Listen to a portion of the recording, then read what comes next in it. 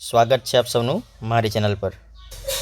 તો મિત્રો આ વિડીયોમાં આપણે જોઈશું કે ધોરણ 10 બરાબર ને, ધોરણ 10ની જે તમારી એકમ કસોટી લેવાની છે બરાબર ને, તો એમાં હું સંપૂર્ણપણે સોલ્યુશન આપીશ અને બધા જ તમારા બોર્ડ એક્ઝામથી મળીને બધા જ તમારા જે પેપરની સોલ્યુશન તમને મળશે। એના માટે આ વિડીયોના ડિસ્ક્રિપ્શન બોક્સમાં તમને વોટ્સઅપ ગ્રુપની લિંક પણ આપેલી છે, તો તેમાં પણ તમે જોડાઈ શકો છો। તો શરૂઆત કરીએ। આઈએસઓનું મુખ્ય મથક કયું છે? આઈએસઓનું મુખ્ય મથક ક્યાં આવેલું છે? તો જીનીવામાં આવેલું છે બરાબર ને। પછી ઉલ્ફા એટલે એ ક્યાં છે? તો અસમમાં બરાબર ને, ઉલ્ફા એટલે અસમમાં આવેલું છે। નેક્સ્ટ આપણે જોઈએ કે નીચેનું વિધાન ખરું કે ખોટું તે જાણવાનું છે આપણે। તો રાજકોષીય નીતિ એટલે સરકારની જાહેર આવક ખર્ચ અંગતની નીતિ બરાબર, કરવેરા વિષયક અને જાહેર ઋણની નીતિ। તો આન્સર આ વિધાન ખરું છે। નીચેનો પ્રશ્ન સંક્ષિપ્તમાં ઉત્તર લખવાનો છે કે આતંકવાદ કયા પ્રકારની સમસ્યા છે? તો મિત્રો આતંકવાદ એ વૈશ્વિક પ્રકારની સમસ્યા છે। યોગ્ય વિકલ્પ કરવાનો છે, વિકલ્પ પસંદ કરવાનો છે કે 15 માર્ચનો દિવસ ભારતમાં કેવી રીતે ઉજવાય છે? તો 15 માર્ચ એટલે વિશ્વ ગ્રાહક અધિકાર દિવસ। વિશ્વ ગ્રાહક અધિકાર દિવસ 15 માર્ચ એટલે વિશ્વ ગ્રાહક અધિકાર દિવસ બરાબર ને। આંદોલન ભારતમાં સૌપ્રથમ ઈસવીસો 1967માં પશ્ચિમ બંગાળમાં શરૂ થયું। નક્સલવાદ આંદોલન ભારતમાં સૌપ્રથમ ઈસવીસો 1967માં પશ્ચિમ બંગાળમાં શરૂ થયું હતું। નેક્સ્ટ, ભારતની સામાજિક સંરચના કઈ બાબત પર આધારિત છે? સામાજિક સંરચના તો જ્ઞાતિવાદ આવશે। શું આવશે મિત્રો? જ્ઞાતિવાદ। ઓકે, નેક્સ્ટ જોઈએ, ગ્રાહક શિક્ષણ જાગૃતિ માટે કયું સામાયિક બહાર પાડે છે? શિક્ષણનું જાગૃત થાય બરાબર ને તેના માટે, તો ઇનસાઇટ। શું આવો મિત્ર આવશે જવાબમાં? ઇનસાઇટ। ઓકે, બીજા પ્રશ્નો જોઈએ 2 માર્ક્સના। ગ્રાહકના અધિકારો કયા કયા છે? ઓકે, રાઇટ્સ ઓફ કન્ઝ્યુમર તો સલામતીનો અધિકાર, બીજું છે માહિતી મેળવવાનો અધિકાર, પછી પસંદગી કરવાનો અધિકાર, રજૂઆત કરવાનો અધિકાર, ફરિયાદ નિવારણનો અધિકાર, ગ્રાહક શિક્ષણ મેળવવાનો અધિકાર, વળતર મેળવવાનો અધિકાર અને ગેરવાજબી પ્રવૃત્તિઓ દ્વારા થતા શોષણ વિરુદ્ધનો અધિકાર અને જીવન જરૂરી સેવાઓ મેળવવાનો અધિકાર। બીજું, ગ્રાહકના શોષણ માટેના જવાબદાર પરિબળો કયા? ગ્રાહકના શોષણ તો ગ્રાહક પોતે જવાબદાર છે, મર્યાદિત માહિતી, પછી મર્યાદિત પુરવઠો અને મર્યાદિત હરીફાઈ। ઓકે, નેક્સ્ટ જોઈએ આપણે કે આ 3 માર્ક્સનો સવાલ છે। 3 માર્ક્સનો સવાલ બરાબર ને, કેવો પૂછાય? ભાવ વૃદ્ધિની મૂડી રોકાણ પર શી અસર થાય છે? ભાવ વૃદ્ધિની મૂડી રોકાણ પર શી અસર થાય છે? તો અહીંયા આપેલો છે આન્સર, ભાવ વૃદ્ધિની મૂડી રોકાણ પર થતી અસરો નીચે પ્રમાણે છે। ફુગાવાજનક ભાવ વધારો મૂડી સાધન ઉપયોગનું ખર્ચ વધારે છે કારણ કે તે વ્યાજનો દર ઊંચો જાય છે। વધતી જતી ભાવ સપાટી વ્યક્તિ, કુટુંબ તેમજ સંસ્થાઓની બચત કરવાની ઈચ્છા અને શક્તિ બંને પર પ્રતિકૂળ અસર કરે છે। ફુગાવાની સ્થિતિમાં નાણાંનું મૂલ્ય સતત ઘટતું જતું હોવાથી તરત બચત કરનારાઓ પર નિરુત્સાહી બને છે। ઓકે, તે પ્રમાણે તમે આખો આન્સર લખી શકો બરાબર ને। આગળ આપણે જોઈએ કે આતંકવાદ અને બળવાખોરી વચ્ચેનો તફાવત। તો અહીંયા તમે જોઈ શકો છો કે આતંકવાદ અને બળવાખોરી તે એક વૈશ્વિક સમસ્યા છે અને તે જે તે રાષ્ટ્રની સમસ્યા છે। એ આંતરરાષ્ટ્રીય વિસ્તાર ધરાવે છે, તે પોતાના અથવા અન્ય દેશની વિરુદ્ધ હોય છે, તે પોતાની સરકાર વિરુદ્ધ એક પ્રાદેશિક સ્તરે વિકસેલી હોય છે। આતંકવાદને સ્થાનિક પ્રજાનો સહકાર મળે કે ન મળે? બળવાખોરી સ્થાનિક પ્રજાના સહકારથી ચાલે છે બરાબર। આતંકવાદથી પ્રભાવિત રાષ્ટ્રનો વિકાસ અટકી જાય છે, તો બળવાખોરીથી પ્રભાવિત રાજ્યો કે પ્રદેશોનો વિકાસ અટકી જાય છે। આતંકવાદ સાંપ્રદાયિક હિંસા કે ઘૃણા ફેલાવીને સમાજને વિભાજિત કરે છે। બળવાખોર સંગઠનો લોકોને ડરાવવાની ધમકી અને હત્યાનો અસરો લઈ ભયનું વાતાવરણ ઊભું કરે છે।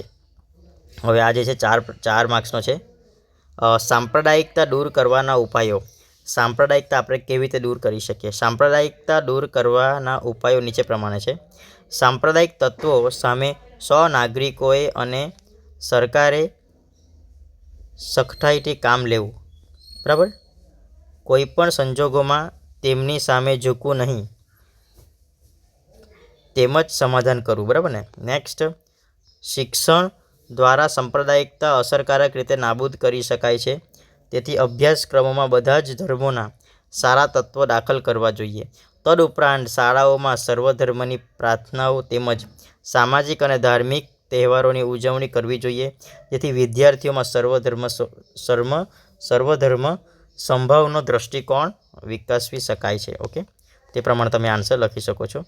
તો આ આતંકવાદથી આર્થિક અસરો, આતંકવાદની આર્થિક અસરો, જ્યારે આતંકવાદ થાય ત્યારે આર્થિક અસરો પણ થાય છે. આતંકવાદની મુખ્ય આર્થિક અસરો નીચે પ્રમાણે છે. આતંકવાદ જે તે પ્રદેશના વેપાર ધંધોનો વિકાસ રૂંધાય છે. લોકોને વ્યાપાર રોજગાર માટે અન્ય પ્રદેશોમાં સ્થળાંતર કરવું પડે છે. બીજું, આતંકવાદીઓની મદદ માદક દ્રવ્યોની હેરાફેરીને લીધે તેમજ તેમના આંતરિક સંબંધોના કારણે દેશમાં કાળું નાણું ઠલવાય છે, તેથી દેશમાં સામાજિક અને આર્થિક સમસ્યાઓ ઉત્પન્ન થાય છે. કેટલાક આતંકવાદી સંગઠનો વેપારી કર્મચારીઓ અને શ્રીમંત વેપારીઓ પાસે ડરાવવાની, ધમકાવવાની તેમજ અપહરણ કરીને નાણાં પડાવે છે. આ પ્રમાણે તમે લખી શકો, બરાબર ને. ઓકે, આગળ બીજું પણ એક આપણે એકમ કસોટી જે બીજા પાઠમાંથી લેવાયેલું છે. આ જે છે તો 7, 13 અને 9 પાઠમાંથી આ એકમ કસોટી બનાવેલું છે. તો તે પ્રમાણે આપણે જોઈ લઈએ. અહીંયા આપણે જોઈએ રાષ્ટ્રીય સંગ્રહાલય ક્યાં આવેલું છે મિત્રો? તો નવી દિલ્હીમાં આવેલું છે. પછી પૂર્વનું મેન્ચેસ્ટર એ ક્યાં આવેલું છે? તો અમદાવાદમાં આવેલું છે. આગળ જોઈએ આપણે. ઓકે, વિધાન સાચું છે કે ખોટું છે તે જણાવવાનું છે. વર્ષ 1975માં મહિલા સશક્તિકરણ વર્ષ તરીકે ઉજવવામાં આવેલું છે. તો ખોટું, એ 1975માં ઉજવવામાં આવેલ નથી. તો સાચો જવાબ તમે મને કમેન્ટ બોક્સમાં કહેજો, બરાબર. નેક્સ્ટ, અમને ચારે દિશાઓમાંથી સારા અને શુભ વિચારો પ્રાપ્ત થાઓ. આ સંદેશ કયા વેદનો છે? તો ઋગ્વેદનો, બરાબર. ઓમ ભદ્રમ કર્ણેવી ભદ્રમ પશ્યેમાક્ષ આમ કરીને છે. તો ઉદ્યોગોને સનરાઈઝ ઇન્ડસ્ટ્રી પણ કહે છે. કયો ઉદ્યોગને? તો આન્સર આવશે પ્લાસ્ટિક ઉદ્યોગને, બરાબર ને. નેક્સ્ટ જોઈએ આપણે. નોબેલ પારિતોષિક વિજેતા ભારતીય મૂળ અર્થશાસ્ત્રી કોણ હતા? તો અમર્ત્ય સેન હતા. કોણ હતા? અમર્ત્ય સેન, બરાબર, માનવ વિકાસ વિભાજનના અધિકારી. ઓકે, નેક્સ્ટ આપણે જોઈએ.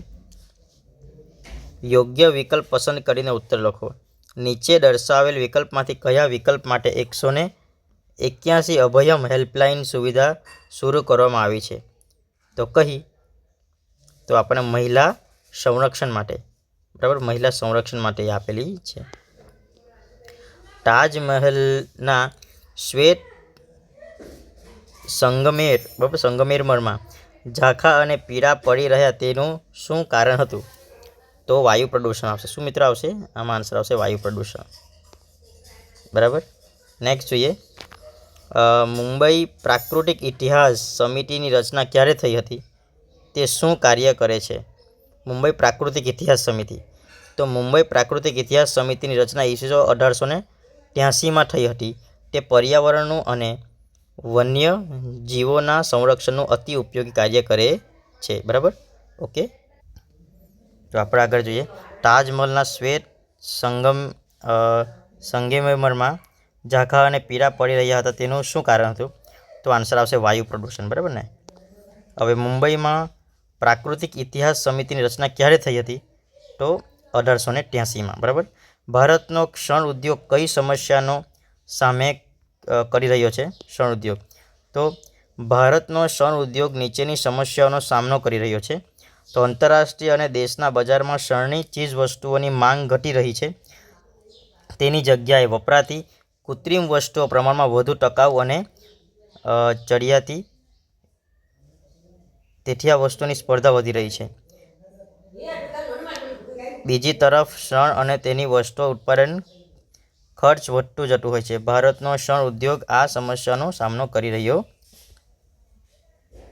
આગળ જોઈએ કે ભારતના ખાંડ ઉદ્યોગ વિશે નોંધ લખો. તો ભારતમાં ખાંડ ઉદ્યોગ વિશેની નોંધ નીચે પ્રમાણે છે. ભારતમાં ખેતી આધારિત ઉદ્યોગમાં કાપડ, પછી ખાંડ દ્વિતીય ક્રમે છે. પહેલા ક્રમે કાપડ છે, પછી ખાંડ, બરાબર ને. ખાંડ ઉદ્યોગ શેરડી પર આધાર રાખે છે. ભારતમાં પુષ્કળ શેરડી પાકતી હોવાથી ગોળ અને ખાંડસરી મળીને ખાંડ ઉત્પાદનમાં ભારતનું સ્થાન વિશ્વમાં પ્રથમ છે. શેરડી વજનમાં ભારે છે અને બગડી જવાનો ગુણ ધરાવે છે. ઓકે, કપાયા પછી તે સુકાવા લાગે છે અને તેમાં સાકરનું પ્રમાણ ઘટવા લાગે છે. આથી કપાયાના 24 કલાકમાં જ તેનું પિલાણ કરવું જરૂરી બને છે. આ કારણે ખાંડના કારખાના શેરડી ઉત્પાદક ક્ષેત્રમાં સ્થાપવામાં આવે છે. બરાબર ને? આ પ્રમાણે તમે આ બીજું બધું જોઈ શકો. એકદમ બહુ રસપ્રદ વાત છે. આપણને ઘણી બધી ઇન્ફોર્મેટિવ વાત પણ છે. માનવ વિકાસને માનવ જીવનની કઈ કઈ બાબતો સાથે સંબંધ છે? માનવ વિકાસને માનવ જીવનની નીચેની બાબતો સાથે સંબંધ છે. માનવ વિકાસને માનવીના સુખ શાંતિ તેમજ આવડત, રસ, રુચિ અને બુદ્ધિ ક્ષમતા સાથે સંબંધ છે. આ ઉપરાંત નીચેની બાબતો સાથે પણ સંબંધ છે: તંદુરસ્તી, નિરોગીપણું, સ્વાસ્થ્ય અને દીર્ઘાયુ જીવન, શિક્ષણ દ્વારા જ્ઞાન પ્રાપ્તિ, આર્થિક ઉપાર્જનની તકો, ઊંચા જીવન ધોરણ માટે કુદરતી સંસાધનોની સમાન રીતે પ્રાપ્તિ, ગુણવત્તાભાર જીવનશૈલી, વ્યક્તિગત અને સામાજિક સુરક્ષા, માનવ અધિકારોનો ઉપયોગ કરવાની તકો. ઓકે મિત્રો, આ પ્રમાણે આપણે જોઈ શકીએ છીએ. નીચેના સવિસ્તર ઉત્તર રાખો. ભારતની વિવિધતામાં એકતા વિશે નોંધ લખો મિત્રો. વસુધૈવ કુટુંબકમ. આ પ્રમાણે ભારત વિવિધતામાં એકતા કેવી રીતે છે તમે જોઈ શકો છો. વિવિધ જાતિઓ, જ્ઞાતિઓ, રીતિરિવાજ, સંસ્કૃતિઓ, ભાષા, ધર્મો અને સંપ્રદાયોને પોતાના સમાવીને ભારતે વસુધૈવ કુટુંબકમની ભાવના વિશ્વભરમાં સાકાર કરી છે. સમગ્ર દુનિયામાં એક વિશાળ કુટુંબ છે એવી ભાવના ભારતમાં વેદકાળથી પ્રચલિત છે. આ પ્રમાણે તમે આમાં જોઈ શકો છો. બરાબર ને? ઓકે, અને પછી બીજું છે કે ભારતના રેખાંકિત નકશામાં નીચેની વિગતો યોગ્ય દર્શાવો. લોખંડ પોલાદ ઉદ્યોગનું કેન્દ્ર તો આવશે જમશેદપુર. સુતરાઉ કાપડ ઉદ્યોગનું કેન્દ્ર તો આવશે મુંબઈ. ઊની ગરમ કાપડ ઉદ્યોગનું કેન્દ્ર તો આવશે અમૃતસર. શણ કાપડ ઉદ્યોગનું કેન્દ્ર આવશે હાવડા. બરાબર ને? તો આમાં તમને આ બધું દર્શાવેલું છે. અહીંયા મુંબઈ છે, આ જમશેદપુર છે, આ અમૃતસર છે અને આ નવડા છે. એ પ્રમાણે તમે દર્શાવવાનું છે તો માર્ક્સ મળશે. ઓકે મિત્રો, આ વિડીયો ગમ્યો હોય તો લાઇક કરો, શેર કરો, સબસ્ક્રાઈબ કરો. તમારા બધા જ મિત્રોને મોકલો અને બીજા પેપર જોઈતા હોય તો કમેન્ટ બોક્સમાં લખો, હું મોકલીશ.